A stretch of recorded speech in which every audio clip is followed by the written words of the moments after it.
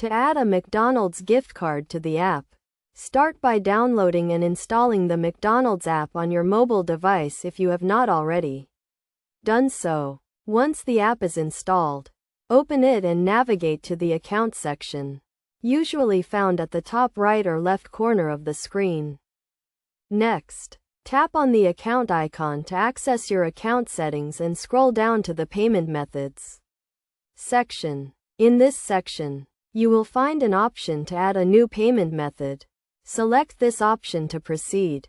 Now, choose the gift card option from the list of available payment methods. You will be prompted to enter the gift card number and the PIN, which can be found on the back of the physical gift card. Enter these details accurately and tap on the Add Card button to complete the process. After adding the gift card to the app, you can use it to make purchases at participating McDonald's locations. To do so, navigate to the Order section of the app, select the items you wish to purchase, and proceed to checkout. At the payment screen, select the gift card as your payment method and confirm the transaction.